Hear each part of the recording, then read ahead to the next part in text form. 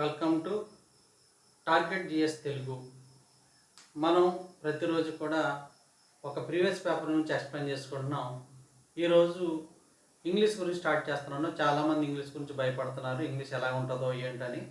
అందువల్ల previous papers గురించి start చేస్తున్నాను. ఇది ఫస్ట్ క్లాసు. అయితే మీరు ఎవరు కూడా ఇక్కడ భయపడవలసిన పని అయితే ఏం లేదు. ఎందుకంటే మనం ప్రతి క్వశ్చన్ జాగ్రత్తగా చదివినట్లయితే ఈజీగా మనం ఆన్సర్ చేయగలుగుతాము, అందులో నో డౌట్. అందువల్ల మీరు ఖచ్చితంగా జాగ్రత్తగా వీడియోని నేను చెప్పేటప్పుడు జాగ్రత్తగా క్వశ్చన్ ఎలాగిస్తున్నాడు, దానికి ఎలాగ ఆన్సర్ రాయాలనేది మీకు క్లియర్గా ఎక్స్ప్లెయిన్ చేస్తాను. మీరు జాగ్రత్తగా వాటిని ఫాలో కండి. నెక్స్ట్ ఇంకోటి ఏంటంటే, ఇందులోను క్వశ్చన్ ప్రతిదీ కూడా 61 నుంచి స్టార్ట్ అవుతుంది. అంటే 61 నుంచి ఇంగ్లీష్ స్టార్ట్ అవుతుంది. అందువల్ల 61 నుంచి 90 అంటే 30 క్వశ్చన్స్ ఉంటాయి, 30 మార్క్స్ ఉంటాయి, నో నెగిటివ్ మార్క్స్. నెక్స్ట్ ఏంటంటే సిబిటిది కంప్యూటర్ బేస్డ్ టెస్ట్ కాబట్టి మీరు ప్రతి ఒక్కరు కూడా కంప్యూటర్ టచ్లో ఉండాలి. అంటే మౌస్ మెదపటం బాగా ప్రాక్టీస్ చేయాలి. మీరు అలా చేసినట్లయితే ఈజీగా సక్సెస్ అవుతారు, అందులో నో డౌట్. అందువల్ల అంతేకాకుండా మీరు ఈ వీడియో చూసినప్పుడు మీరు కంపల్సరీ సబ్స్క్రైబ్ చేయండి. సబ్స్క్రైబ్ చేసినట్లయితే ఈ వెంటనే మీకు నేను వీడియో పెట్టగానే మీకు వస్తుంది. మీరు సబ్స్క్రైబ్ చేయకుండా ఏదో టచ్ చేసి టార్గెట్ జిఎస్ తెలుగు అని కొడితే మీరు నొక్కినప్పుడు వల్ల వస్తుంది. ఇలా సబ్స్క్రైబ్ చేసుకుంటే నేను వీడియో పెట్టగానే మీకు వస్తుంది. రెండోది ఏంటంటే, మీకులాగా రాసే వాళ్ళు చాలామంది ఉన్నారు కాబట్టి వాళ్ళందరూ కూడా షేర్ చేయండి. వాళ్ళందరూ కూడా తప్పకుండా షేర్ చేయండి. అలాగే ఈ వీడియో నచ్చిందనుకోండి, లైక్ చేయండి. లైక్ చేసినట్లయితే ఇంకా అనేక మందికి నేను ఇంకా ఉత్సాహంగా మీకు ఇంకా ఎలా చెప్తే బాగుంటుంది అనేటువంటి మీరు కొంచెం నన్ను మోటివేట్ చేసిన వాళ్ళు అవుతారు. కాబట్టి మీకు నచ్చితే కనుక లైక్ చేయండి. తర్వాత ఏంటంటే కామెంట్ కూడా చేయండి. ఒకవేళ ఇందులో ప్రాబ్లమ్స్ ఉంటే సార్ ఇది చేయండి, లేకపోతే మాకు ఇది చెప్పండి, లేకపోతే మీకు ఏదైనా క్వశ్చన్స్ ఉంటే అందులో కామెంట్లో కూడా పెట్టండి. తర్వాత బెల్ ఐకాన్ వస్తే ఏంటంటే మీరు వెంటనే మీకు నోటిఫికేషన్ వస్తుంది. అంతేకాకుండా మీకు అన్నిటికి సంబంధించినటువంటి విషయాలన్నీ కూడా మీకు టెలిగ్రామ్ ఛానల్, మీ అందరూ కూడా టెలిగ్రామ్ ఛానల్లో మీరు అందరూ కూడా ఉందనుకుంటున్నాను టెలిగ్రామ్ అకౌంట్. ఆ టెలిగ్రామ్ ఛానల్లో వెళ్ళి టార్గెట్ అసలు ఎక్కడ కూడా అన్ని క్యాపిటల్స్ TARGET టార్గెట్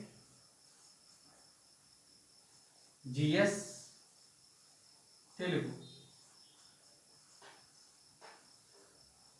ఇలా మీరు టార్గెట్ జిఎస్ తెలుగు అని క్యాపిటల్ లెటర్స్ ఎక్కడ స్పేస్ లేకుండా మీరు కొట్టారనుకోండి, అక్కడ నా ఛానల్ ఓపెన్ అవుతుంది. మీరు టచ్ చేస్తే నేను ఇప్పటివరకు ఫస్ట్ నుంచి పెడుతున్న అన్నీ కూడా ఆ వీడియోస్ అన్నీ కూడా అందులో ఉంటాయి. నెక్స్ట్ ప్రతిరోజు కూడా మీకు అందులోనూ క్విజ్ కూడా పెడుతున్నాను. క్విజ్ క్వశ్చన్స్ మీరు ఎంతవరకు కూడా మీకు జ్ఞాపశక్తి ఉందో, లేకపోతే ఎంతవరకు మీరు ఆన్సర్ చేయగలుగుతారో ఆ క్విజ్ మీరు టచ్ చేస్తే మీకు ఆన్సర్స్. ఒకవేళ రాంగ్ ఆన్సర్ వచ్చిందనుకోండి, పక్కన నేను పైన ఎక్స్ప్లెనేషన్ కూడా అందులో పెట్టాను. బల్బ్ సింబల్ ఉంటుంది, ఆ బల్బ్ సింబల్ టచ్ చేస్తే మీకు క్విజ్ ఎక్స్ప్లెనేషన్ వస్తుంది. అందువల్ల దాన్ని మర్చిపోవటానికి అవకాశం ఉండదు. కాబట్టి అలాగే నెక్స్ట్ ఇంకేంటంటే, ఇదే టార్గెట్ చేస్తే తెలుగు టెలిగ్రామ్ ఛానల్లో మీకు PDF నోట్స్ కూడా పెట్టడం జరుగుతుంది.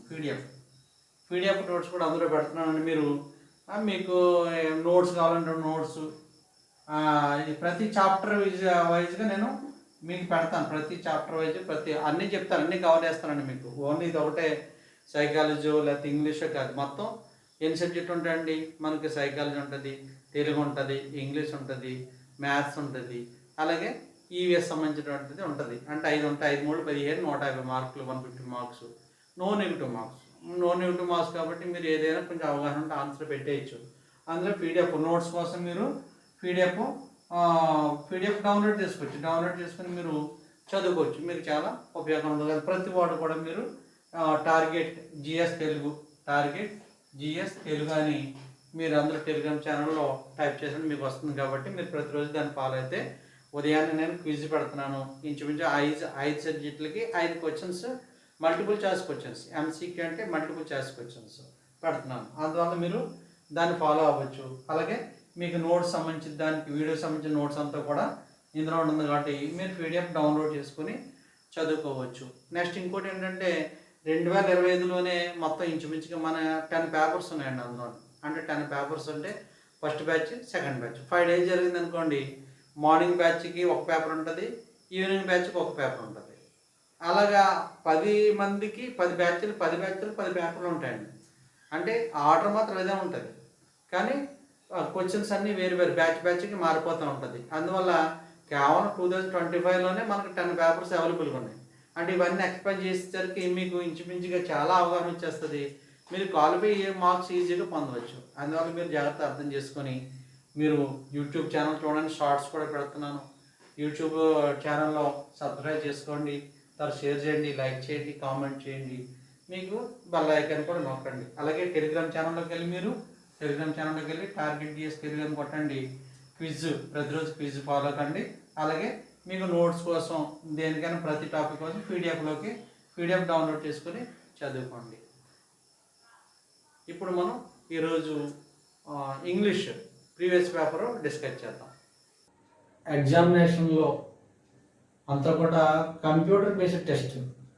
మీకు చాలాసార్లు చెప్పాను, కంప్యూటర్ బేస్డ్ టెస్ట్ అంటే మనం కంప్యూటర్లో మాత్రం చేయగలగాలి. అది 61th క్వశ్చన్ నుంచి ఇంగ్లీష్ స్టార్ట్ అవుతుంది. అందులో ఫస్ట్ ఈరోజు డిస్కస్ చేద్దాం ఎలా ఇస్తున్నాడో.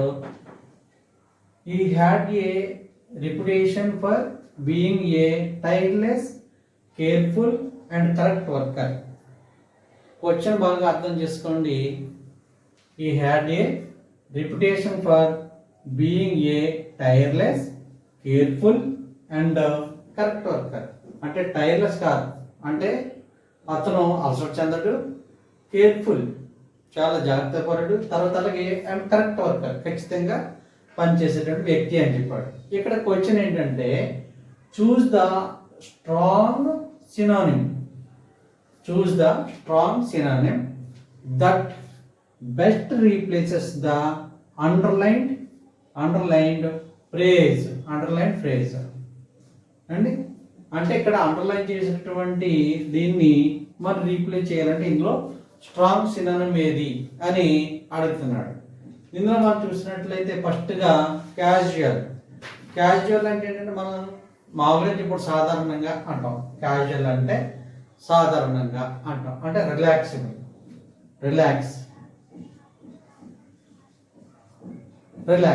క్యాజువల్ అంటే ఏంటంటే రిలాక్సిబుల్, అంటే అంత పట్టింపు లేకుండా కుదిరినప్పుడు చేయటం లేదండి. రెండవ చూద్దాం అపాథెటిక్ అంటే ఏం చెప్తున్నానంటే షోయింగ్ నో ఇంట్రెస్ట్. ఇక్కడ no interest showing no interest. Third one చూద్దాం కాన్సెంటియస్ అంటే ఏంటంటే ఇక్కడ మనకి careful,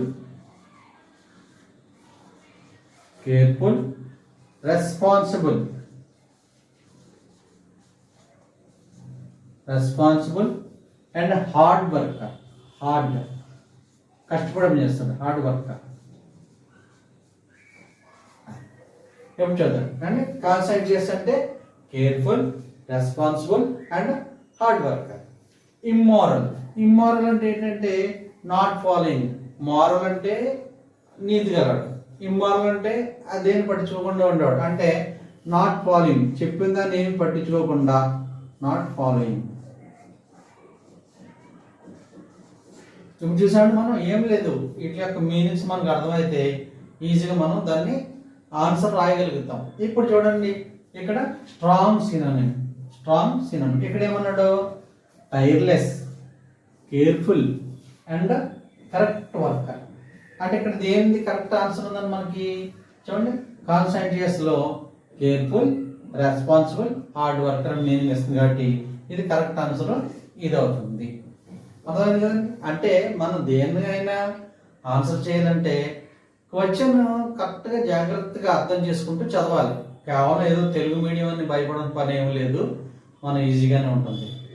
celebrate the success of my country and my people without arrogance or pride అన్నారు. అంటే ఇక్కడ ఏం చేస్తున్నాడు? సెలబ్రేట్ చేస్తాడు. ఏంటిది? Success of my country and my people without arrogance or pride. Arrogance అంటే ఏంటంటే అహంకారము లేదా ప్రైడ్ అంటే గర్వం. అంటే ఏమన్నాడు? వితౌట్ అరోగెన్స్ అంటే గర్వం కానీ అహంకారం లేకుండా సెలబ్రేట్ చేసుకుంటాను అని అంటున్నాడు.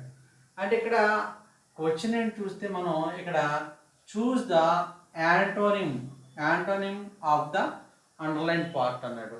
అంటే అక్కడ అండర్లైన్ చేసిన పార్ట్ ఏంటి, దీనికి యాంటోనిమ్. ఇక్కడ ఏమన్నాడండి, వితౌట్ అరోగెన్స్ అంటే ఆర్ ప్రైడ్ అంటే గర్వం లేకుండా లేకపోతే అహంకారం లేకుండా నేను నా దేశము ప్రజల గురించి సెలబ్రేట్ చేసుకుంటాను అన్నాడు.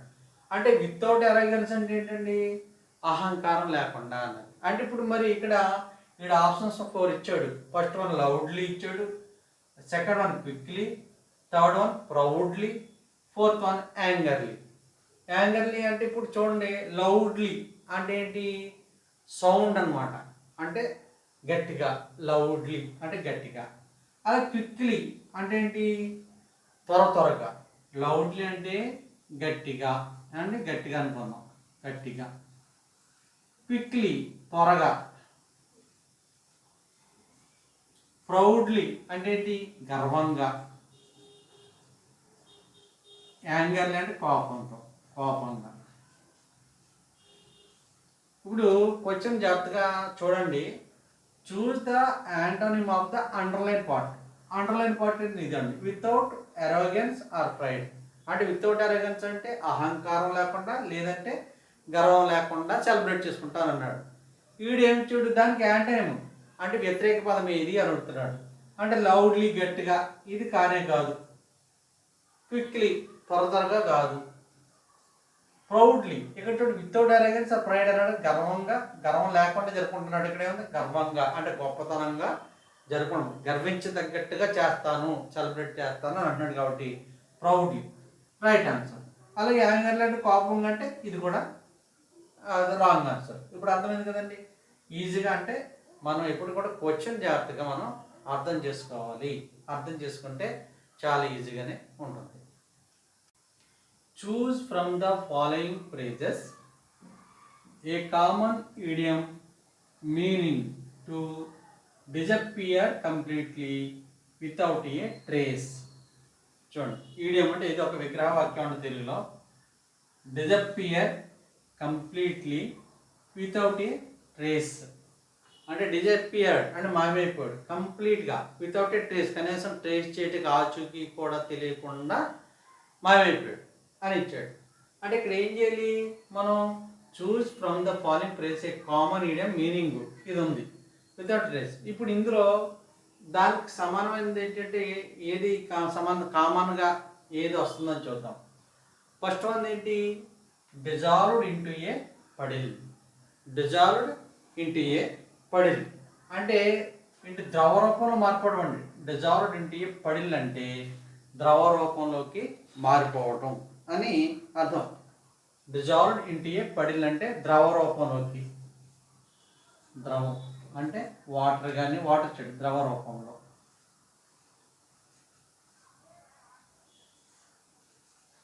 ద్రవ రూపంలోకి మారిపోవటం. ఆ రెండోది చూసారనుకోండి, evaporated with the wind. Evaporate అంటే ఏంటంటే ఆవిరైపోవటం, అంటే గాలిలోకి ఆవిరైపోవటం. ఇది ఆవిరి, ఆవిరిగా అయిపోవడం, గాలిలోకి ఆవిరిగా మారటం. మూడవది మనం చూసినట్లయితే వ్యానిష్డ్ ఇంటూ ద ఎయిర్. అంటే వ్యానిష్డ్ ఇంటూ ద ఎయిర్ అంటే ఏంటంటే ఆచూకీ లేకుండా అదృశ్యమైపోవటం, గాలిలోనికి అదృశ్యమైపోవటం. అంటే ఆచూకీ లేకుండా, ఆచూకీ లేకుండా అదృశ్యం. ఇంటూ ద ఎయిర్ అంటే గాలిలో అదృశ్యమైపోవడం, అంటే ఆచూకీ కూడా తెలియకుండా. Turned invisible. టర్న్డ్ ఇన్విజిబుల్ అంటే అదృశ్యంగా మారటం, అంటే ఉన్నట్టు టక్కున మాయమైపోవటం అనేది తప్ప. ఇది టర్న్డ్ ఇన్విజిబుల్ అంటే అదృశ్యమైపోవటం. ఇప్పుడు చూడండి, ఇక్కడ ఏం చెప్పాడు, డిజపియర్డ్ అంటే మాయమైపోడు లేదా అదృశ్యం అయిపోయాడు. కంప్లీట్లీ వితౌట్ ఏ ట్రేస్ అంటే ఆచూకీ లేకుండా మారిపోయాడు అన్నాడు. ఇప్పుడు దీనికి కరెక్ట్ అయినటువంటి ఈడియం ఏముంది చెప్పండి. డిజాల్వ్డ్ ఉంటే పడిల్ అన్నాడు, ద్రవ రూపంలోకి మారిపోవడం. రెండవది ఎవాపరేట్ విత్ ద విండ్ అంటే ఆవిరి రూపంలో మారిపోయి గాలి కలిసిపోవటం. మూడవది వ్యానిష్డ్ ఇంటూ ద ఎయిర్, అంటే ఆచూకీ కూడా దొరకకుండా మాయమైపోవడం, ఇంటూ ద ఎయిర్ గాలి కలిసిపోవటం. నాలుగవది టర్న్ ఇన్విజిబుల్, అంటే ఉన్నటువంటి కనిపించకపోవటం, అదృశ్యమైపోవటం అనేది. ఇందులో కరెక్ట్ ప్రైజ్ ఏం చెప్దాం చూడండి, ఇక్కడ డిజపేర్ కంప్లీట్ వితౌట్ ట్రేస్, అంటే ఆచూకీ లేకుండా, అంటే ఇక్కడ ఎక్కడ వస్తుందని మనకి థర్డ్ వన్ వస్తుంది, వ్యానిష్డ్ ఇంటూ థిన్ ఎయిర్. అందువల్ల మీరు ఇందులో క్వశ్చన్ చూసి కంగారు పడక్కర్లేదండి. First try to understand the question, first ప్రశ్న అర్థం చేసుకోవడానికి ట్రై చేయండి. అంతేగాని అయ్యో నాకు దీని మీనింగ్ తెలీదు ఎలాగా అనేది ఏం కాదు. అందరూ కూడా గ్రాడ్యుయేట్సే కాబట్టి ఈజీగా ఒకసారి ట్రై చేస్తే దాని యొక్క మీనింగ్ అర్థం అవుతుంది. లేదా మొత్తం ఒకటి క్వశ్చన్ 1 or 2 టైమ్స్ చదివితే మీకు ఈజీగా ఆన్సర్ అనేది దొరుకుతుంది. ఇప్పుడు మనం నెక్స్ట్ క్వశ్చన్ చూద్దామండి. It was an amazing dash to sea అన్నాడు. Choose the correct option. అంటే ఇక్కడ ఏమన్నాడు, it was an amazing dash to sea. Sea అంటే ఏంటంటే సముద్రం తెలుసుగా, సీ అంటే సముద్రం, సి. ఇక్కడ choose the correct option. C I T cite అన్నాడు. ఫస్ట్ ఆప్షన్ ఏంటంటే సైట్ అన్నాడు. సైట్ అంటే ఏంటంటే ఉదాహరించటం, రిఫర్, ఉదాహరించడం,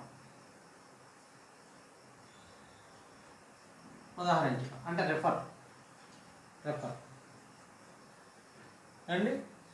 ఈ సైట్ ఇదంటే ఏంటి, సైట్ అంటే దృశ్యం, అంటే చూడడం, చూడడం, SIGH సైట్ అంటే చూడడం, దృశ్యం.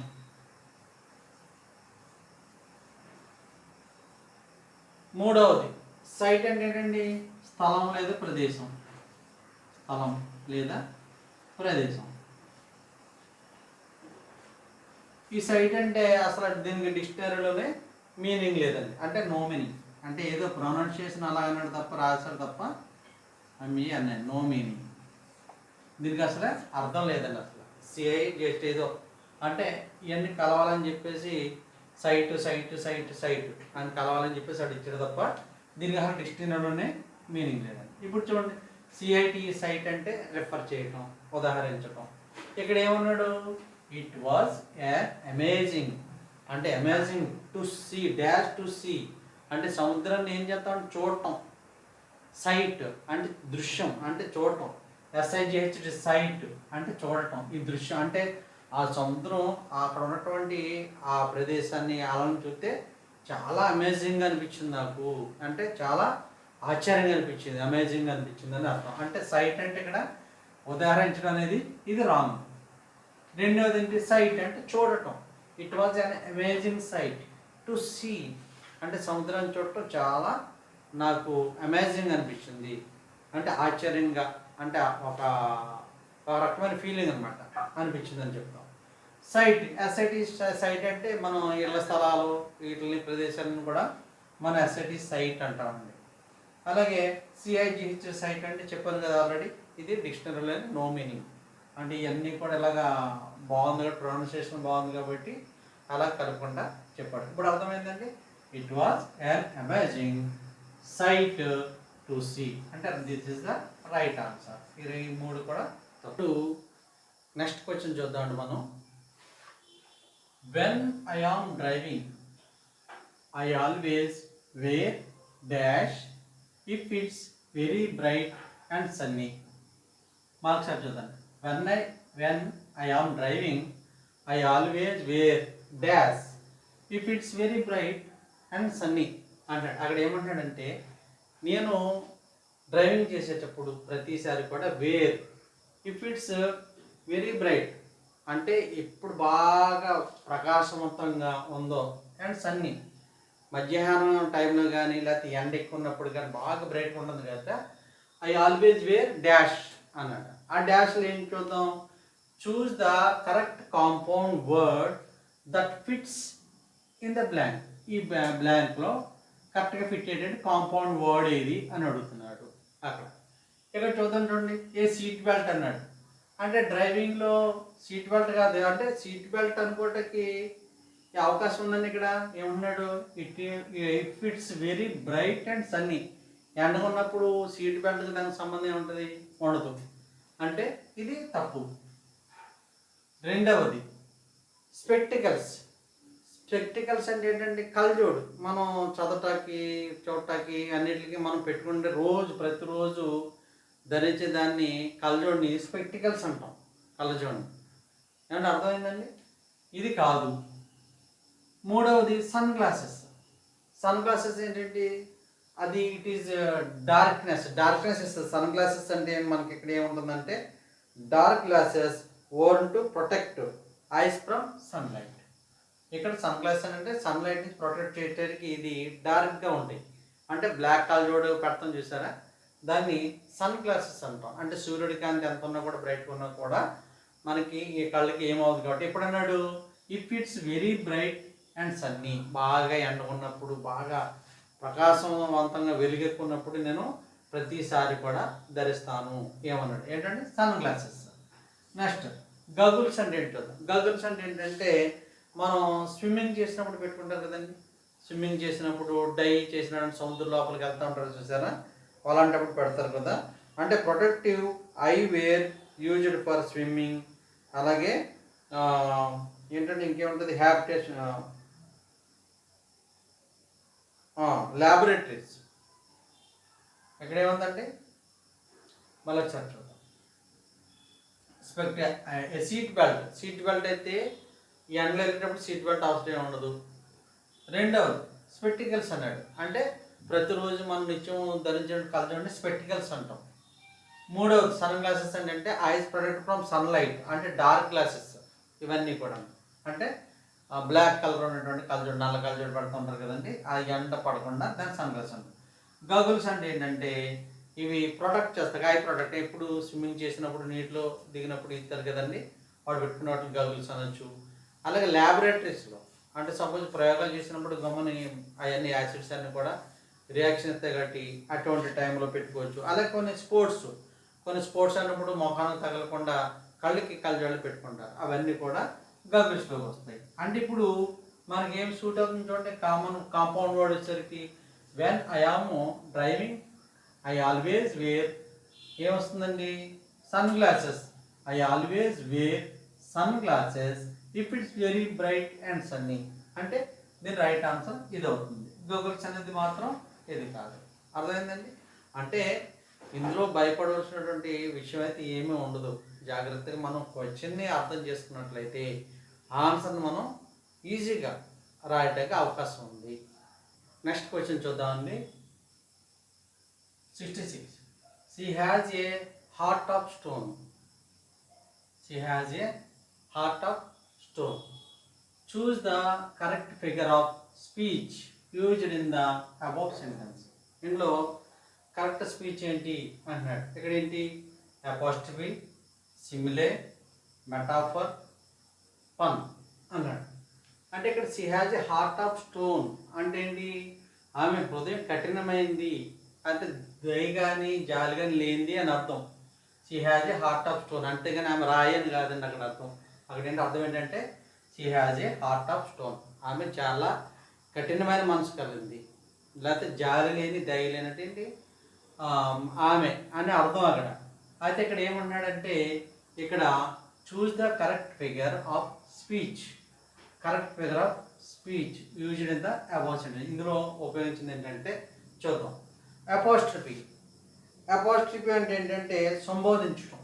మనం ఇప్పుడు హో మూన్ లైక్ ఏ స్టార్, హో మూన్ చూడండి. మనం హో మూన్ అన్నప్పుడు హో మూన్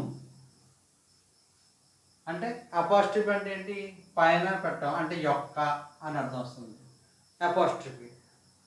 అలాగే రెండోది మనం చూసానుకోండి సిమిలే అంటే ఇది ఉపమాలంకారం అనుకోవచ్చండి. ఇది ఉపమాలంకారం. ఉపమాలంకారం అంటే ఏంటంటే మనం ఉపమాన రీతిగా చెప్తూ ఉంటాం. లైక్ యాజ్ ఏ అంటే he's like a lion, he's suppose పోలుతున్నాం, హీజ్ లైక్ ఏ లైన్ అంటే అతను సింహం లాంటి వాడు అంటే సింహం కాదండి, అతను హీఈస్ లైక్ ఏ లైన్. సింహంతో పోలుతున్నాం అంటే అతని యొక్క టీవీ, అతని దర్జా హొందాతనాన్ని చూసి మనం పోల్తున్నాం. ఉపమాలంకారం కింద, తెలుగులో ఉపమాలంకారం కింద మనకు వస్తుంది. అలాగే మూడోది ఏంటంటే మెటాఫోర్. మెటాఫోర్ అంటే ఇది రూపక అలంకారం కింద వస్తుంది. రూపకం, మెటాఫోర్ రూపకం. అంటే రూపకం అంటే ఇక్కడ ఎలా వస్తుందంటే, ఇక్కడ ఒక వ్యక్తి లక్షణాన్ని మరొక వస్తువుతో పోల్చడం. ఒక వ్యక్తి యొక్క లక్షణాన్ని మరొక లక్షణంతో మరొక వస్తువుతో పోల్చడం. ఫర్ ఎగ్జాంపుల్ చూసానుకోండి, is a lion. Is a lion. చూడండి, దీనికి చాలా తేడా చూడండి. ఇదే ఉపమానం. ఈజ్ లైక్ ఏ లైన్ అంటే అతను పుల్లె సింహలాగా ఉన్నాడు రా అంటాం. అక్కడ మెటాఫోర్ రూపం వచ్చే రూపకాలం ఈజ్ ఏ లైన్. బాబు అతను పుల్లిరా బాబు, సింహలు అయితే అతను సింహం అంటాం. ఈజ్ ఏ లైన్ రూపకం. ఇది పన్ను అంటే శ్లేష అలంకారం లెక్క. శ్లేష అంటే రెండు అర్థాలు వస్తాయి. రెండు అర్థాలు వచ్చే దాన్ని మనం శ్లేషం లేదా పద చమత్కారం అంటాం. శ్లేషం లేదా పద చమత్కారం.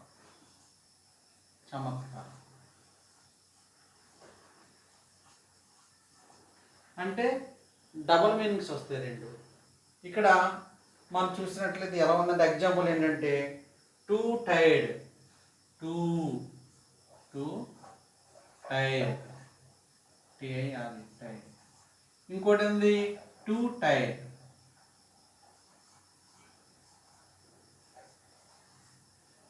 చూసారా? అంటే పలకటం ఒకటే కానీ అక్కడ అర్థాలు వేరువేరుగా వస్తున్నాయి. అంటే ఇక్కడ మనం చూడండి, ఇక్కడ చూద్దాం. చూస్ the correct figure of speech used hours అంటే ఇందులో దేనికి సంబంధించింది? అపాస్ట్రఫీ అనేది ఓ మూన్ అని చెప్పేసి మనం ఎప్పుడు ఉపయోగిస్తున్నాం, దాన్ని సంబోధించేటప్పుడు ఉపయోగపడుతున్నాం అపాస్ట్రఫీ. అంటే ఇది కాదు. సిమిలే ఉపమాలంకారం. ఉపమాలంకారం ఏంటి? ఈజ్ లైక్ ఏ లైన్ అంటే పోల్చినప్పుడు ఉపమాలంకారం అన్నప్పుడు అది కాదు. ఇది కూడా ఇందులో లేదు. ఏది? She has a heart of stone అంటే ఆమె రాతి హృదయం కలది అని కదా, ఆమె దయాగుణం లేదని అర్థం వస్తుంది మనకి. తర్వాత మెటాఫోర్. ఇది రూపం చూడండి, రూపం హీజ్ లైన్ అంటే అతను సింహం కాదు, సింహం లాంటిడు అని అర్థం, కానీ అతను హీజ్ ఏ లైన్, సింహం లాంటిడు అర్థం. అంటే చూడండి, she has a heart of stone అంటే ఆమె దయలేనిది. సేమ్ హీజ్ ఏ లైన్, ఇతను సింహం, అతను సింహం అంటా ఉంటాం. అంటే మెటాఫోర్. పన్ను అనేసరికి చమత్కార పదాలు అంటే రెండు అర్థాలు ఇక్కడ అనేది రావట్లే, ఒకటే అర్థం వస్తుంది కాబట్టి ఇది రూపకం. అంటే ఆమె యొక్క హృదయాన్ని స్టోన్తో పోల్చాడు, రాయి లాంటిది అని పోల్చాడు. సేమ్ ఇక్కడ కూడా మనం ఏం చెప్తున్నాము, మెటాఫోర్లో ఈజ్ ఎ లైన్ అంటే అతను సింహంతో పోలుతున్నాం. కాబట్టి రైట్ ఆన్సర్ ఏదంటే మెటాఫోర్ అని ఆన్సర్ మనం ఇక్కడ చెప్పవచ్చు. నెక్స్ట్ క్వశ్చన్ చూద్దామండి. 67, question number 67. What does the sign, ఈ డాట్స్ ఇచ్చాడు, స్టాండ్స్ ఫర్? ఈ డాట్స్ అంటే ఈ డాట్స్ యొక్క ఏంటి గుర్తు, ఏం చిహ్నం దేనికి అని అడుగుతున్నాడు. అపాస్ట్రఫీ అంటే అపాస్ట్రఫీ ఎప్పుడు ఉపయోగిద్దామంటే మనం అపాస్ట్రఫీ అనేది మనం used for possession in contraction. అంటే సపోజ్ అపాస్ట్రఫీలో రవీస్ బుక్, RAVIS రవీస్ ఎక్కడ పడతాం? రవీస్ బుక్. ఇది రవి యొక్క పుస్తకం అంటాం. అంటే చూడండి, అపాస్ట్రఫీ అనేది ఇది అపాస్ట్రఫీ అంటాం మనం. హైపన్ అంటే ఏంటి?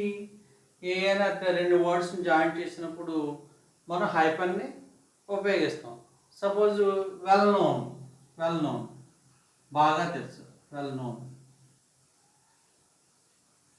అంటే టూ వర్డ్స్ని మనం జాయిన్ చేసినప్పుడు మనం దాన్ని ఉపయోగిస్తాం. కాలన్ అంటే ఏంటి చెప్పండి? కాలన్ అంటే ఏంటి? మనం కామలా పెడతాం కదా, అది కాలన్ అంటే. ఇది ఏంటంటే యూజ్డ్ బిఫోర్ ఏ లిస్ట్.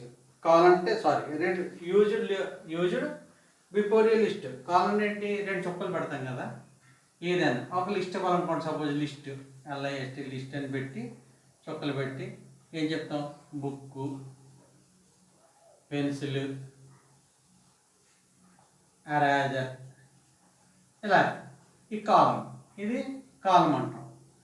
మరి ఎలిప్సిస్ అంటే ఏంటంటే లోపం లేకపోతే విరామ సూచకం, లోపం లేదా విరామ సూచకం అంటే మధ్యలో ఇక్కడ పెట్టి ఇన్వర్టెడ్గా పెట్టి కదా లోప సూచకము అంటాం. అంటే ఏంటంటే విరామం అంటే ఇక్కడ ఏంటి example I was thinking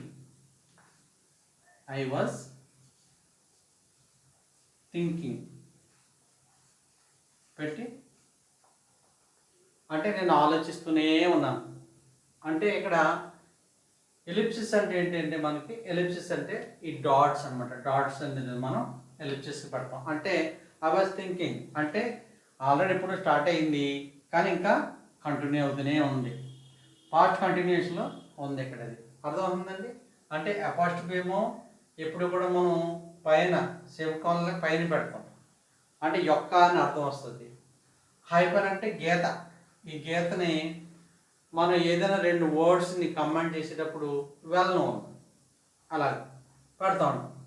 colon అంటే ఏంటి, రెండు చుక్కలు పెడతాం. అంటే లేదా లిస్ట్ ఇచ్చినప్పుడు ఇంకా ఒక వస్తువు కాకుండా ఇంకో పేర్లు కానీ 4-5 పేర్లు ఉన్నప్పుడు వాటిని కాలంలో పెట్టి మనం ఏ విధంగా రాస్తాం, book, pen, eraser, so and so. అలాగే ఎలిప్సిస్ అంటే ఏంటి, ఇంకా కంటిన్యూ అవుతుంది. ఐ వాజ్ థింకింగ్ అన్నప్పుడు ఇంకేం చేస్తాం అంటే ఎప్పుడో ఆలోచన మొదటి అలాగ ఆలోచిస్తూనే ఉన్నాను, పాస్ట్ కంటిన్యూస్లో ఉంది ఐ వాజ్ థింకింగ్. అండ్ ఇప్పుడు దీని అర్థం ఏంటి చెప్పండి మీరు, ఎలిప్సిస్ అని అర్థం.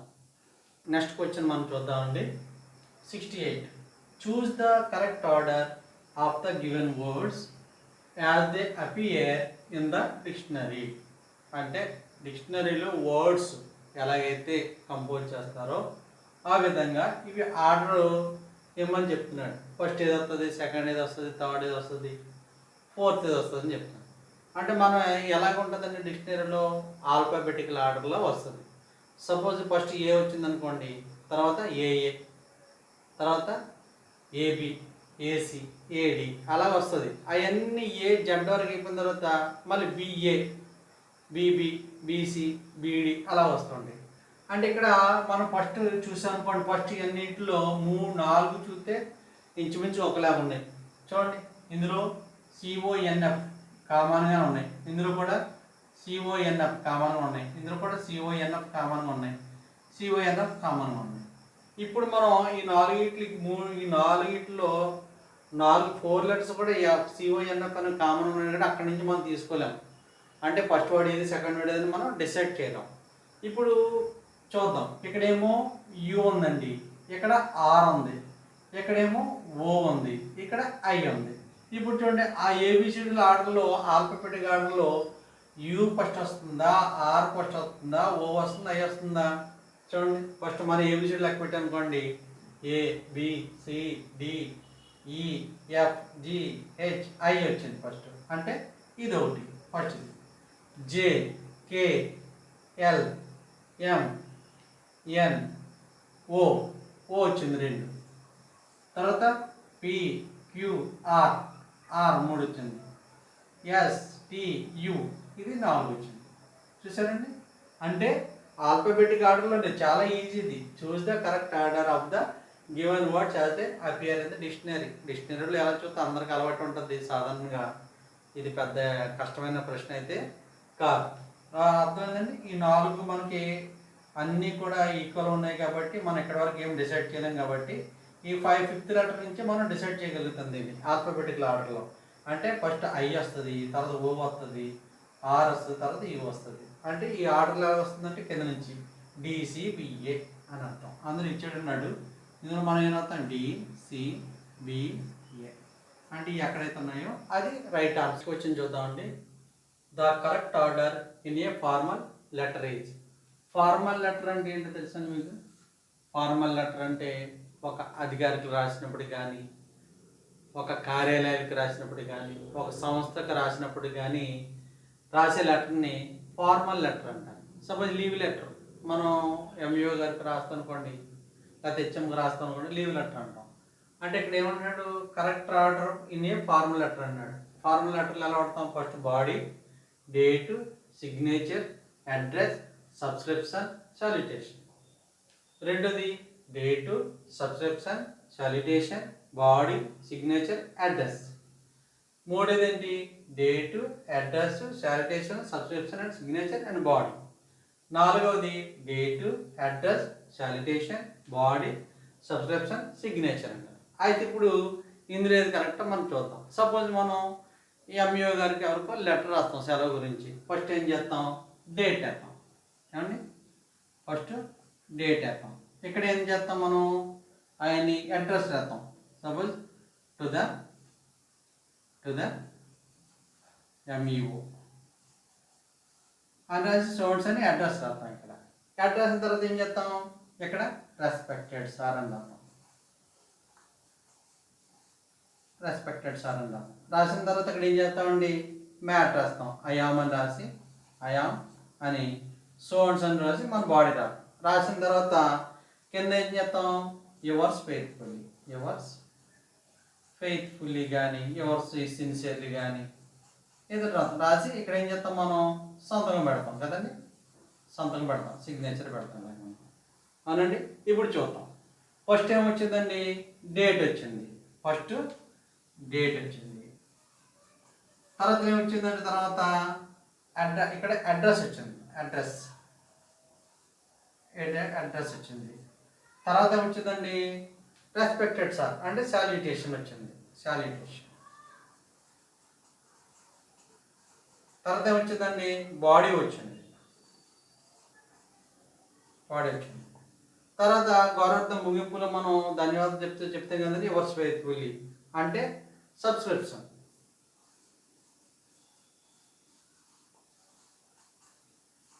తర్వాత అంటే సిగ్నేచర్ వచ్చింది. అర్థమైంది కదండి. ఇప్పుడు చూసారుగా లెటర్ మనం రాసినప్పుడు ఎలా ఉందంటే ఫస్ట్ డేట్ వచ్చింది, తర్వాత అడ్రస్ వచ్చింది, తర్వాత సాల్యుటేషన్ రెస్పెక్టెడ్ సార్ మేడం అని రాస్తాం కదా, అది రాస్తాం. తర్వాత ఏమో రాసి సోన్స్ అని రాస్తుంది, బాడీ అంటాం దాన్ని. తర్వాత ఇదేమో సబ్స్క్రిప్షన్ అంటే గౌరవార్థం, ఇట్లు తమ విధేయుడు అని రాస్తాం కదండి. యువర్స్ ఫెయిత్ఫుల్లీ లేకపోతే యువర్ సిన్సియర్లీ, యువర్ ఒబీడియంట్లీ ఏది వచ్చినా రాస్తాం. లాస్ట్లో మనం సిగ్నేచర్ చేస్తాం, సైన్ చేస్తాం. దాన్ని మనం చూస్తే date, address, salutation, body, subscription, signature. ఇప్పుడు ఎక్కడ ఉందో చూద్దాం. చూడండి, ఇదిగో date, address, salutation, body, subscription, signature. చూసారా? అంటే ఫోర్త్ వన్ ఇది కరెక్ట్. అంటే ఫార్మల్ లెటర్ అంటే ఒక అధికారికి కానీ రాసే లెటర్ కావచ్చు, కార్యాలయానికి రాసే లెటర్ కావచ్చు, లేదా దేనికి అఫీషియల్ రాసే లెటర్ ప్రతిదాన్ని కూడా మనం ఫార్మల్ లెటర్ అంటారు. అంటే ఫార్మల్ లెటర్ని మనం అర్థం తెలియదు లేదనుకోండి మనం ఏం చేయలేం. అందువల్ల తెలుసుకోవాలి. ఫార్మల్ లెటర్ అంటే ఇప్పుడు అర్థమైంది కదండి. ఈసారి మీరు ఎవరైనా సరే ఈజీగా దీన్ని బట్టి ఎలా అయితేనే కూడా దీనికి ఆన్సర్ చేయగలుగుతారు. అర్థమైంది కదండి. నెక్స్ట్ క్వశ్చన్ చూద్దామండి మనం. Pick the correct simple sentence from the following. అంటే pick the correct simple sentence. ఇందులో సరళ వాక్యం ఏది ఉంది, సింపుల్ సెంటెన్స్ చెప్పండి అని చెప్పేసి అక్కడ క్వశ్చన్ అడగడం జరిగింది. ఫస్ట్ది, we eat that we may live. Second one, in spite of facing many setbacks he didn't lose hope. Third one, Sonia screamed when she was the monster. She saw the monster. Fourth one, if I were fit, I would play football. అన్నాడు. అంటే ఇక్కడ జాగ్రత్తగా మనం observe చేసినట్లయితే ఇందులో simple sentence ఏది అని అర్థం అవుతుంది. చూడండి, we eat మేము తింటాం, that we may live మేము జీవించడానికి తింటాం. తర్వాత in spite of facing many set backs అంటే ఇన్ స్పైట్ ఆఫ్ ఎన్నో ఎదురు దెబ్బలు తిన్న తర్వాత కూడా ఈ డిడ్ంట్ లాస్ హిస్ హోప్ అంటే అతని యొక్క నిరీక్షణ మాత్రం మానలేదు అని చెప్తున్నాడు. ఈ డిడ్ంట్ లాస్ వదులుకోలేదు, అతని యొక్క ఆశను వదులుకోలేదు అని చెప్తున్నాడు.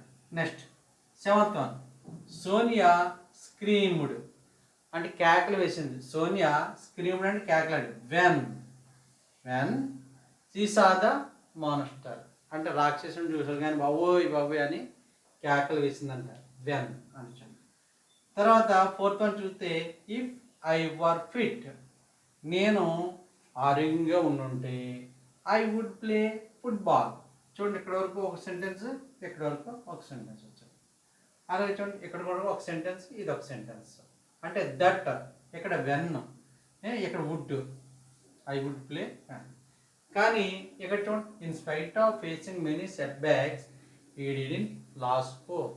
అంటే అతను ఎన్ని ఎదురు దెబ్బలు తిన్నప్పటికి కూడా అతని యొక్క నిరీక్షణలే అతను కోల్పోలేదు, వదులుకోలేదు అని అర్థం. అంటే ఇక్కడ అంత కూడా చూడండి నేను దట్ ఉపయోగించడం జరిగింది, ఇక్కడ వెన్ను, ఇక్కడ వుడ్ ఉపయోగించాను. కానీ ఇక్కడ మాత్రం ఇదంతా ఒకటే సెంటెన్స్ కంటిన్యూషన్. ఎంత కానీ అతను ఎన్నో ఎదురు దెబ్బలు తిన్నప్పుడు కూడా అతని యొక్క నిరీక్షణ కోల్పోలేదు. In spite of facing many setbacks he didn't lose hope. అతని యొక్క ఆశని కానీ అతని నిరీక్షణ మాత్రం కోల్పోలేదు. అర్థమైందండి? ఇప్పుడు ఇందులో సింపుల్ సెంటెన్స్ ఏదని చెప్తాం, ఇదని చెప్తాం. అర్థమైందండి? ఈ విధంగా మనం ఏ ప్రశ్న ఇచ్చినా అందులో భయపడవలసింది అయితే ఏమీ లేదు. జాగ్రత్తగా ఆలోచించినట్లయితే మీరు ఇప్పుడు నేను చెప్పేదాన్ని ఫాలో అయ్యారనుకోండి, ఇటువంటిది మోడల్ ఎన్ని ఇవ్వచ్చు. అందువల్ల జాగ్రత్తగా నేను ఎలా చెప్తున్నాను ఒకసారి ఫాలో కండి, జాగ్రత్తగా వినండి, అర్థం చేసుకోండి. ఒకవేళ ఈ వీడియో మీకు ఒకవేళ అర్థం అన్నదనుకో మళ్ళీ ఒకసారి రిపీట్ చేసి చూడండి, సరిపోతుంది. తర్వాత ఇటువంటి క్వశ్చన్ ఎలా ఇచ్చినా కూడా మీరు ఆన్సర్ చేయగలుగుతారు.